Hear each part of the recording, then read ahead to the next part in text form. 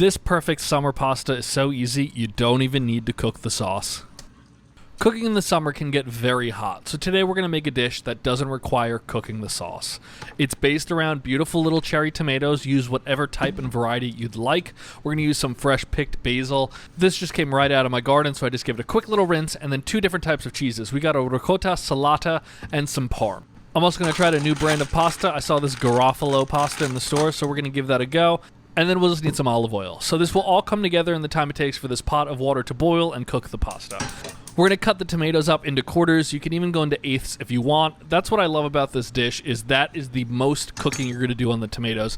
In my apartment, it gets very hot in the kitchen. We got multiple pots and pans on the stove. You got the oven going. You get very warm. So this dish is very easy to cook in the summer when it's super hot out because it won't kill you in the kitchen. So throw those tomatoes into a bowl, pour in a little bit of that olive oil. We're going to hit it with a little bit of salt as well. That's the bulk of the seasoning aside from the cheese. The ricotta salata is kind of like a feta, so it just crumbles. So just crumble that right over the top and then rip up some basil as much as you want. This is probably 10, 12 leaves. Very, very easy to put together. And then just give that a little bit of a toss.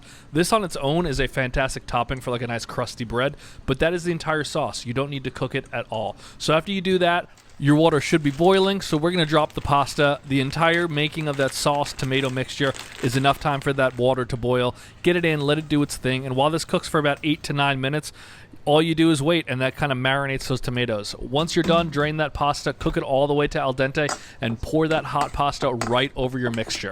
That is the making of the sauce. The little bit of water that comes over will help emulsify it. It will kind of blanch the basil, and it just makes this beautiful sauce, as you can see. Some people add garlic to this. I don't think it's necessary because it's really kind of bitter because you're not cooking it.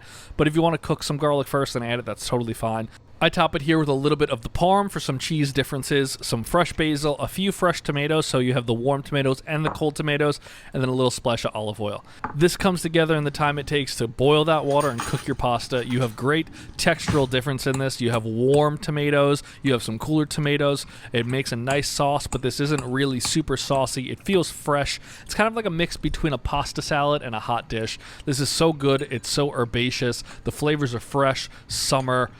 I love this. This is so easy, and it's such a cool pasta to make.